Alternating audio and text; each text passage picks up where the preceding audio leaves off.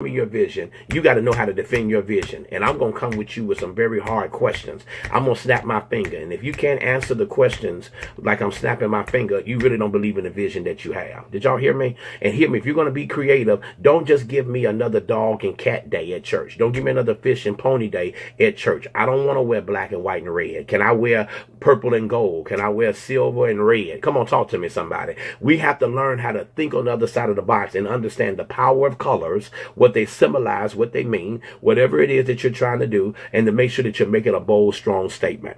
I have some men that's on here. They'll tell you we have a thing now called the sock game.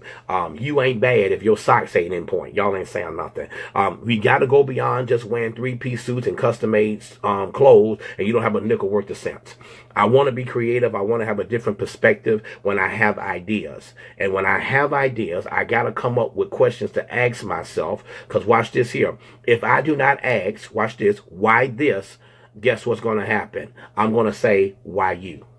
Did y'all hear me? If you want to think creatively, you must ask yourself good questions. It is called challenging your process. Some of you right now, listen to me. You need to challenge your process. You need to challenge how it is you do things, why you do what you do. Is this working for you? And what can I do to refine it? I don't care if you've been doing it 20 years. Guess what? People get used to the same old stale Ritz crackers. You got to learn how to do something with them. Put them in some chili. Y'all ain't saying nothing. If you don't want them, sometimes you got to change it from Ritz crackers to oyster crackers. Y'all ain't saying nothing. Every cracker don't fit with everything. If you're gonna have tuna, you got to have the right cracker to go with a tuna.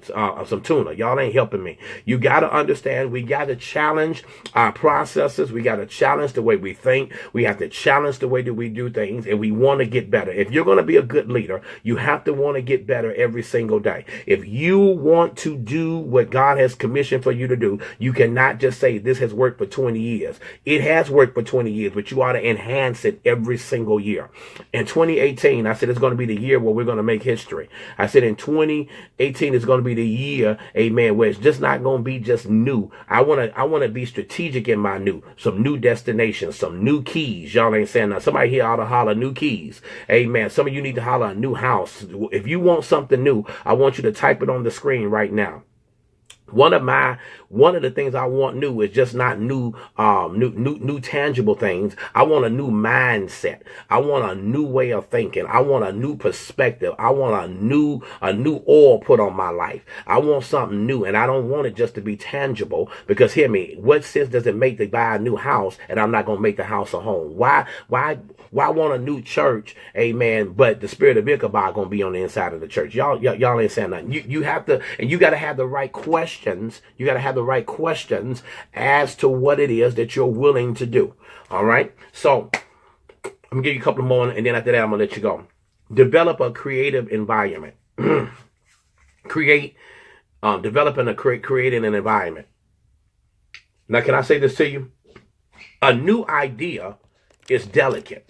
A new idea is delicate, and you want to make sure that you don't share your new idea with people who don't have a mindset to think. You have to say to yourself, if I want to do something new, I first must be able to beat it down. I have to be able to tear it down to its lowest common denominator, and then begin to build those pieces and those building blocks as I go. One of the greatest things that you could ever have is paper and pen and a mind. If you have paper, pen, and a mind, can I tell you something? You're going to be a dangerous bad mama jamma, because you have got to learn how to create your environment. The creative environment, on one hand, to me, if I had to give it to you spiritually, will be like a greenhouse where your ideas are seeded. Thank you, Holy Ghost. Where it is sprouted up and where it is flourished.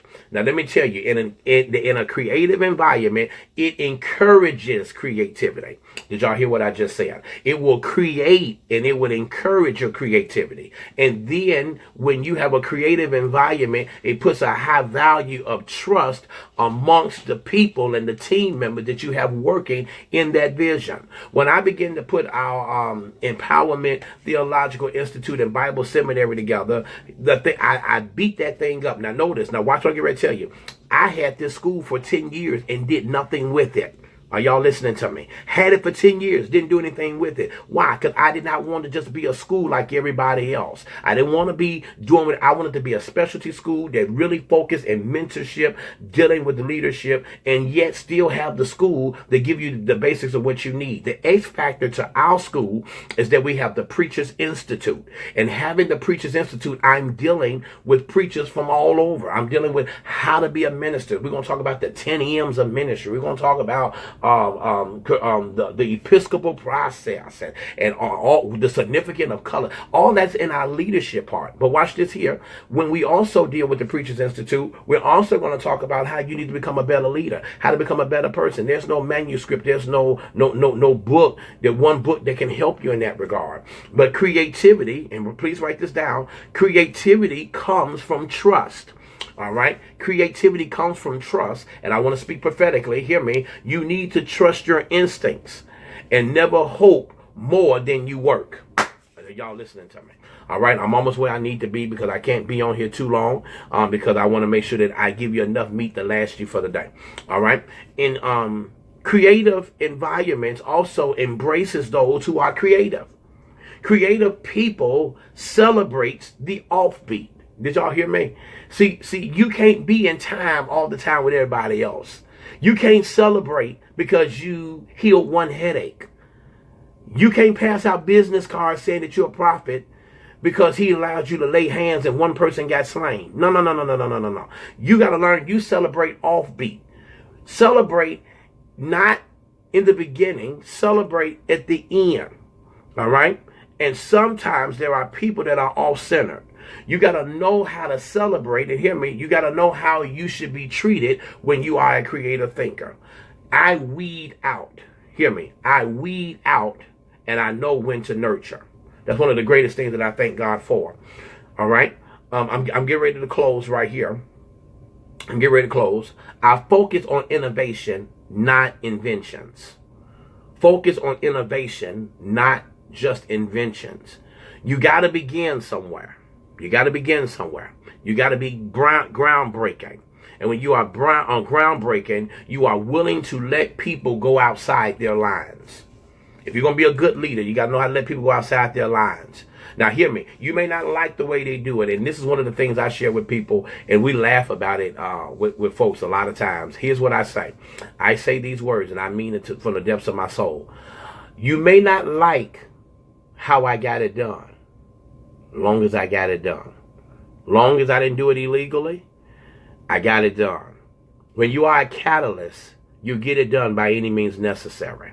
And if you want to be more creative, more challenging, more challenging even boundaries, you got to understand in all human development, no matter in which way that it forms, it's going to be outside the line. Sometimes it's going to be outside the rules. If it's not outside the rules, that's why some of you don't ever have anything new in your life that's being done. A creative environment takes that into account. A creative environment makes sure that they understand that they're going to take many risks. They're going to take many risks. All right? Here's my last one. I pray y'all ready for it. You're going to have to think on the outside of the box.